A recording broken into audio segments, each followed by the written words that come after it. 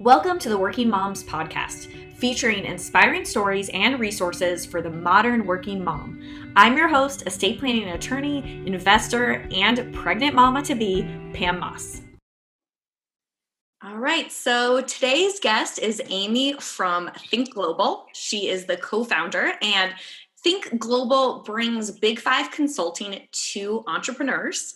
And I am a little shout out to Amy. I'm wearing my Think Global shirt if you're watching the video of this. Thank you so much, Amy, for being here. I feel so honored that you are joining me. Welcome. Thank you. Thank you for having me and for the adorable t-shirt shout out with the baby bump. Oh yeah, I got to show the baby bump. I'm like really excited that it even fit. So I'd love to, if you would start off kind of talking about your background and what led you to working with entrepreneurs. Sure. So my journey working with entrepreneurs began around 2010. I was living in Scottsdale, Arizona at the time, and I was the program director for a program that was a partnership with the U.S. Department of State, Goldman Sachs, and a university here in the United States. And we were working with entrepreneurs from developing nations all over the world.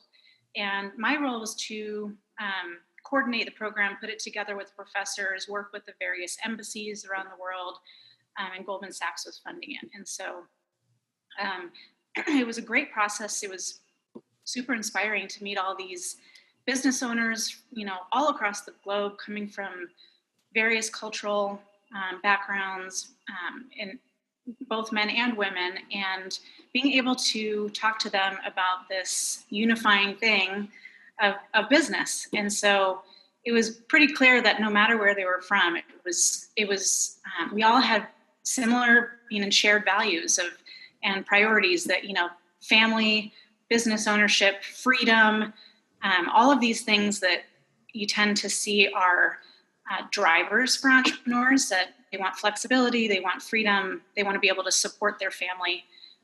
More so with women, nothing against men, but more so with women, they were utilizing entrepreneurship as an opportunity to educate their children, make sure that they were healthy. And so it was really a way for them to ensure that their family and their future was secure. So that was my introduction to entrepreneurship.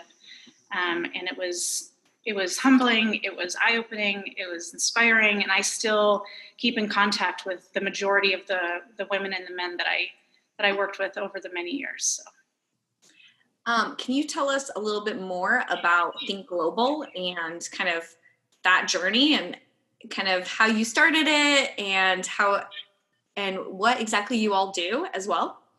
Sure. So when I met my partner, Steve, both in life and business, he has been a career business advisor.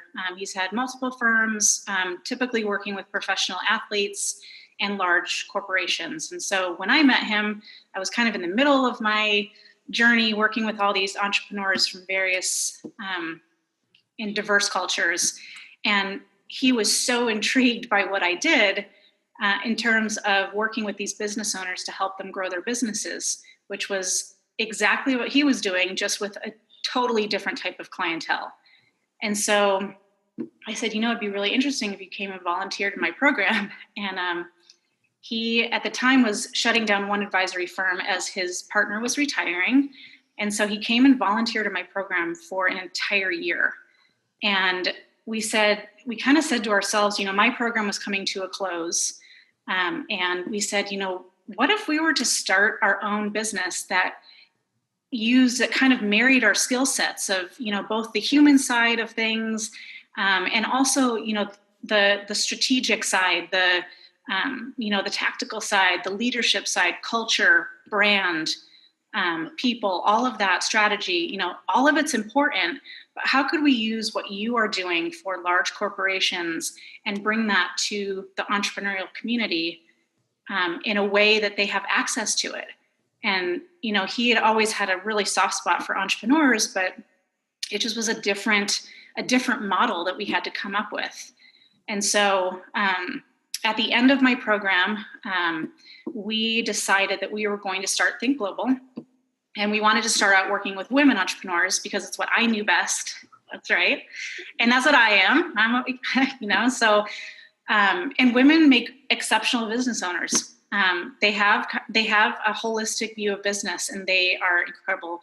Not only task people, but, they are doers. And when they say they're going to do something, they do it. And not that men don't, but it's just, my experience with working with women entrepreneurs is, it's so special and near to my heart. And the better chance that we could give whatever that means to a woman entrepreneur, an entrepreneur, give them a chance to make it and build the business and the life that they deserve, that is success in my mind. So essentially what we did is, as my program came to a close, we decided to start our own business. And a week after my job ended, we were saying to ourselves, you know what, it would be great if we just picked up and went to Bali. Let's just move our entire life to Bali. And about a week after that decision was made, I found out that I was pregnant.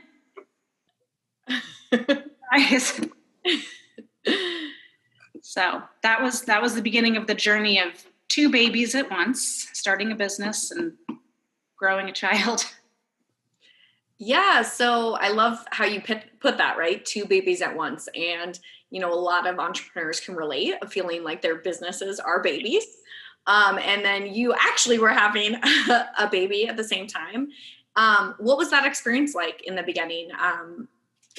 Were there any challenges that you learned from along the way? Yes. It was scary. It was scary, and it was overwhelming, especially, we weren't trying for a baby. And so it wasn't something that we had planned. And it was, honestly, it was obviously, now I look back and I would never do anything different. But at the time, it was overwhelming to think of how are we going to do this? How am I going to travel all over the country, all over the world, pregnant? And I met you during that time. You've known me, from the time that I was pregnant. And, I would be lying if I said that I wasn't terrified. And, it was interesting. I look back, just getting prepared for talking to you today, I kind of was reminiscing about a time in my life that I haven't necessarily thought about in a long time. But I remember telling my colleagues and friends, surprise, we're pregnant. And that includes all of the women that I've worked with, over 100 women in the past that were international. And it was a cacophony of just from the American cohort, the American friends. It was like, oh my God, what are you going to do? Like, this is going to ruin your life. It was not positive, and it terrified me even more. And I was like, this is not helpful. And it was the complete opposite from the women that I know and that are sisters and friends internationally. And I honestly think that is because just culturally, in so many other countries, that is just part of life. You have a family, and you also have work or a business. And there's a balance between that, and they have a village that helps. And they have, it's just more natural. And, a lot of these women that I worked with, I remember meeting one, I think she was 35 and she had 6 children. And I remember thinking, wow, that's such a different reality than I can ever, that I could ever dream of. But it was her reality. And I didn't even know that she had 6 children until she had already gone home. She was there to do business, to learn, and she was going to go home and be a mom, a wife, and a business owner. And she just juggled it, and I remember feeling super supported by all of these women that were so excited. All of them were saying, like, you've got an auntie in Indonesia, an auntie in Afghanistan, an auntie in, Bolivia, like all over the place. Valentina came into this world with a lot of support. So to that, I'm grateful. But, it was definitely scary. And it definitely was a challenge trying to figure out how we were going to build a business and stay focused on that for those, everyone was 9 months, but it's 10 months that you're pregnant. That was our dedicated time before the baby came. And we knew I was very efficient with my time because I had a ticking clock that I knew that I needed to get a lot done before the baby came. Yeah. And I just remember being, from my perspective, just being so inspired by you during that time. And I think you did emote this, like this air of confidence and excitement, and what you were describing of what your international folks, it definitely did come through on my end. I didn't get to see maybe the fear side, but I know when I think I messaged you this the other day, when I got pregnant, I was like, oh, Amy did it. Like Amy was able to run this really successful company and travel the world. I'm like, I can do it too. And you were such an inspiration to me, and still are, as I like go through my kind of fears around it. I think I messaged you that. And yeah, I'd love to hear a little bit more of, when you kind of those first, I know Valentine is a little older now, but kind of reflecting back over the last couple of years, what do you feel like some things that have helped you really have that work-life balance, whether that's thoughts or habits or anything in specific? Well, first of all, I appreciate you telling me that, because at the time I certainly did not feel that. I think over the years, because we did not have any family, I would say, we lived in Airbnbs for the first 2.5 years of her life. And so I remember vividly feeling extremely guilty that I never got to decorate a nursery. She didn't ever have like her own room. We kind of, we would stay 6 months here and then we'd stay 6 months there as we were traveling, running our institutes. And so, there was many times where I would have to bring, a sleeping baby to a meeting, and people would kind of look at us like, what are you doing? Or the opposite. They'd be like, oh, this is so amazing. Like, you're introducing your daughter to all of these experiences early on. And I didn't know what to think.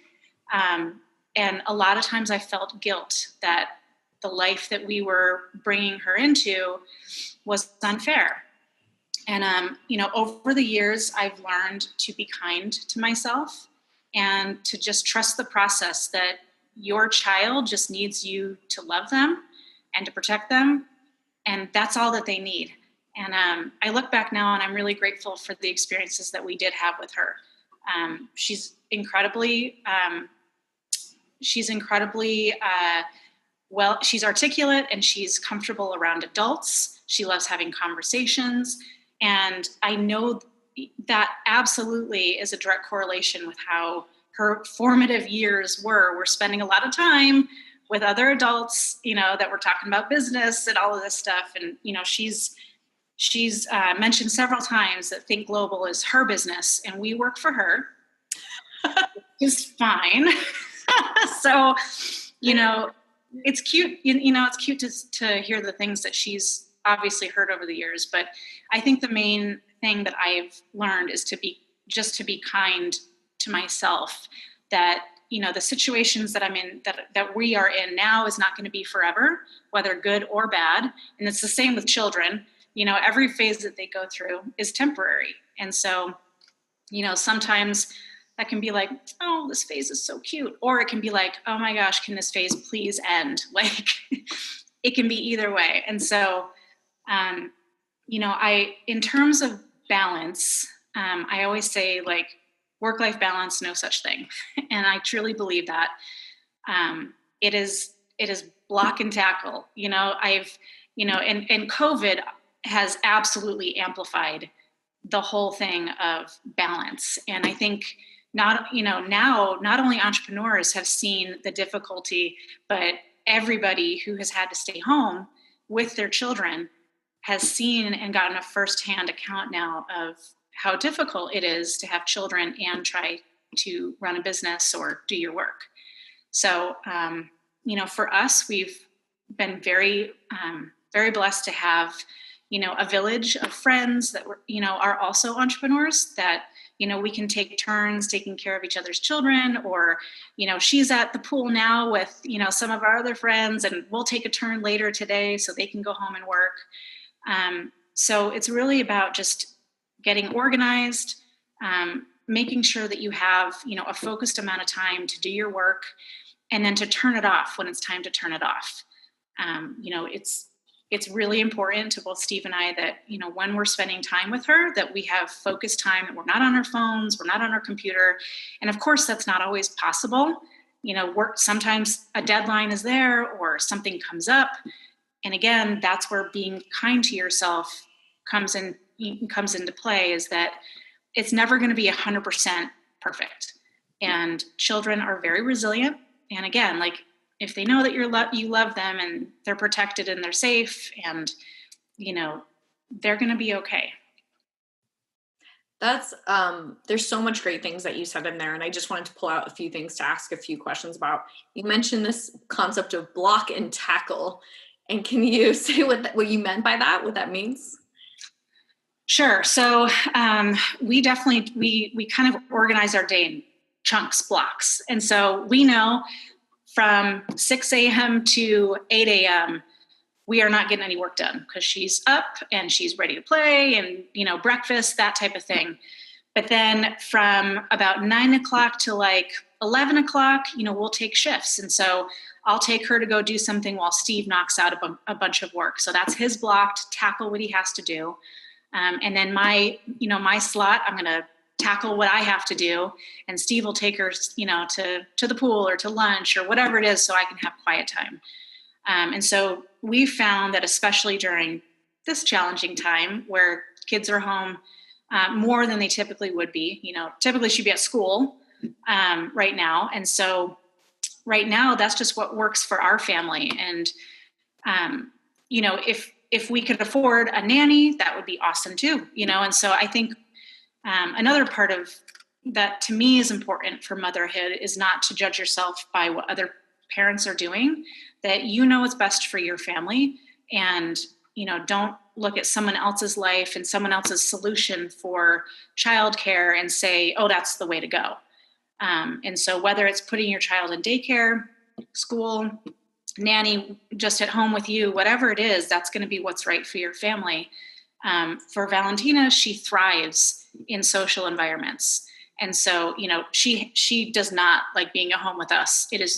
She's told us many times that we're boring and she just wants to be with her friends. And so she really misses school and she misses her friends and her teacher. And so, it's just, your child best and what works for your family best.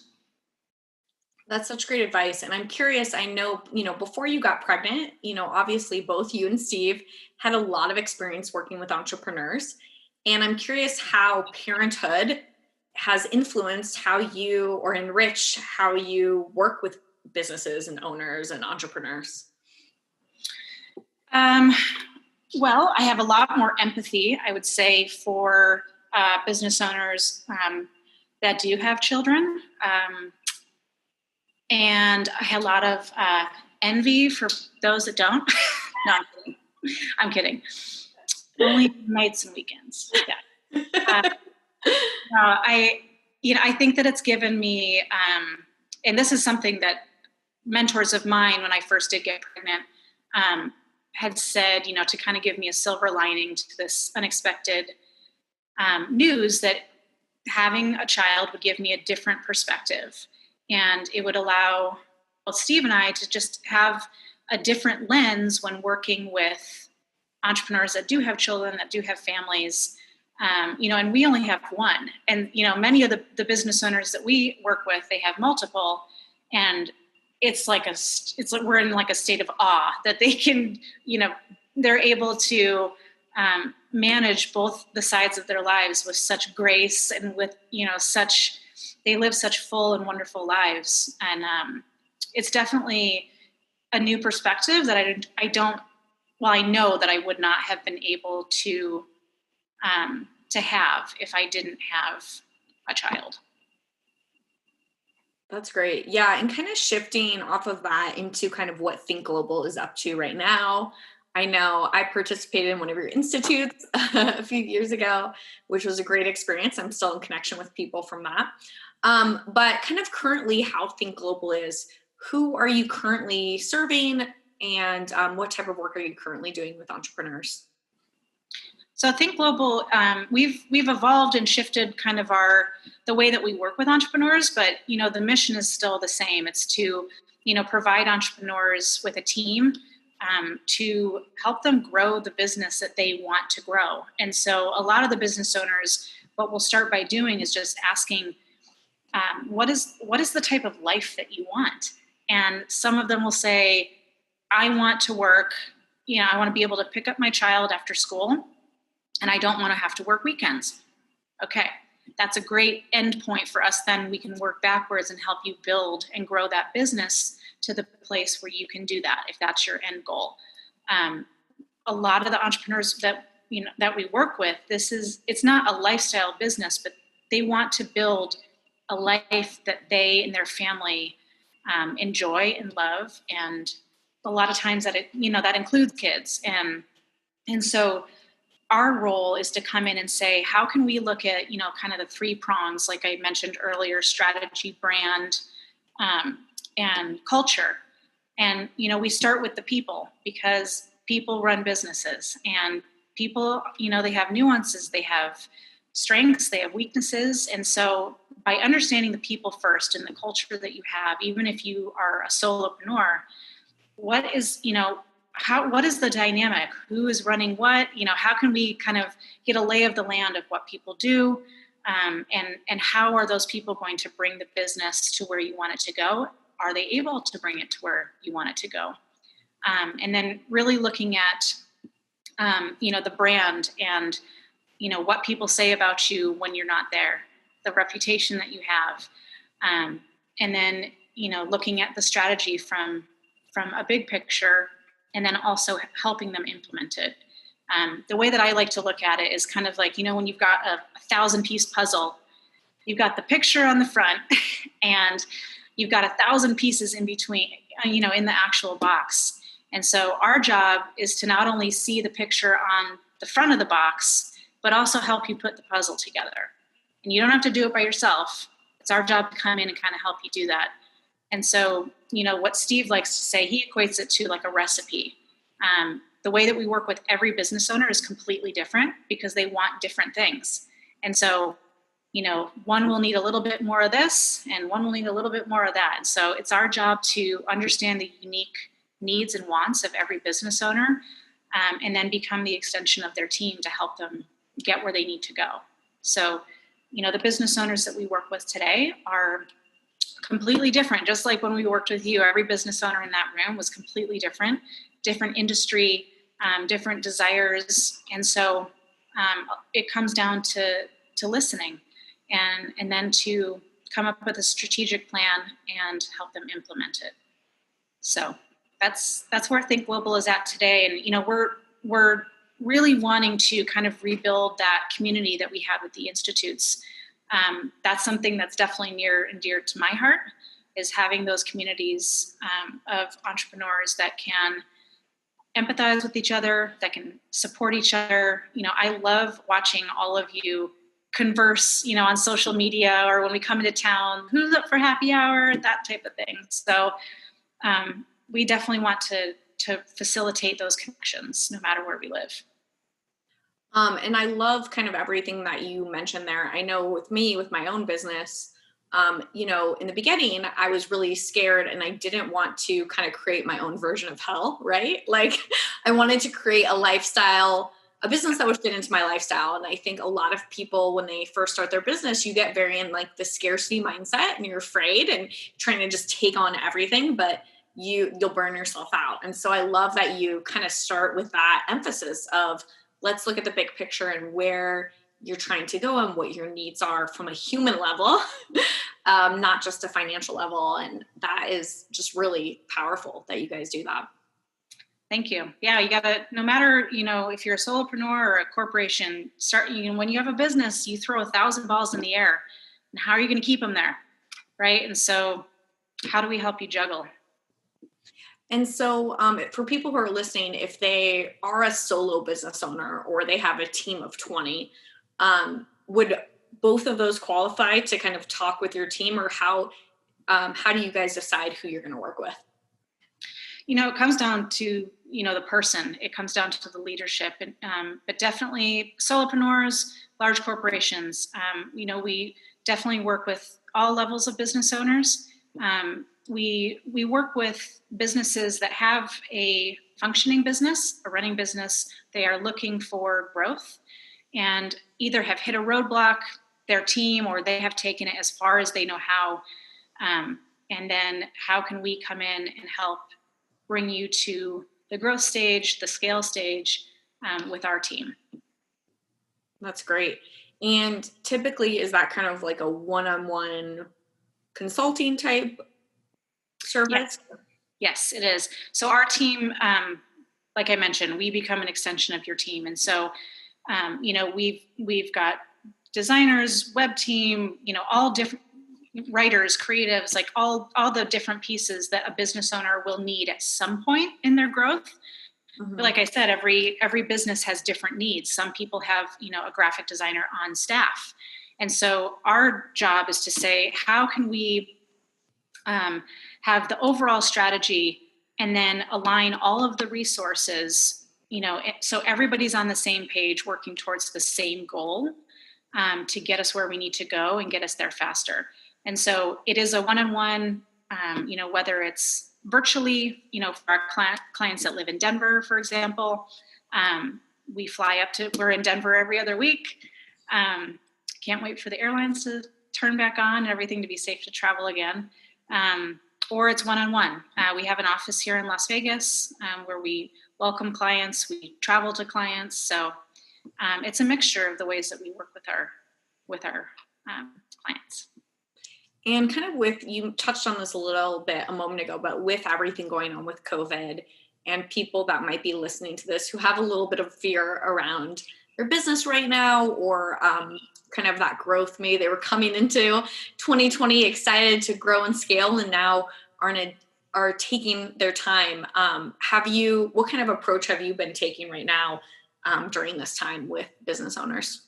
Yeah, it's a hard time for a lot of people. And absolutely, we have empathy. It's affected us as well. But the way that we're choosing to look at it is that this is an opportunity. Everything has slowed down.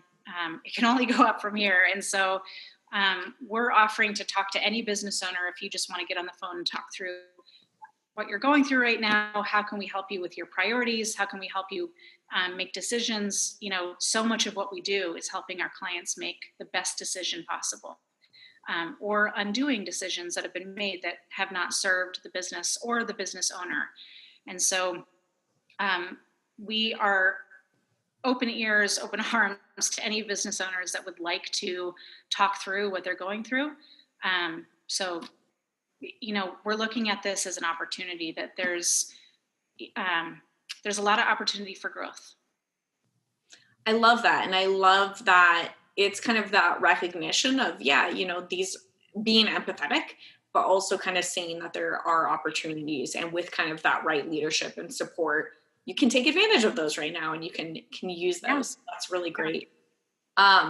Well, thank you so much for coming on today, Amy. What is the best way that people can get in touch with you, get a hold of you and your team? Feel free to email me directly. So it's just Amy at wearethinkglobal.com. Great. So I will include that in our show notes, and I'll also include your TED Talk. I was just watching it again. That brings back good memories and terrifying memories. Thank you so much, Amy. Thank you, Pam. Hey Mama, I hope you enjoyed today's episode. Head over to my website, www.findpam.com, for all the show notes and links. And you will also get access to my free legal tool to name legal guardians. It's all right there at findpam.com.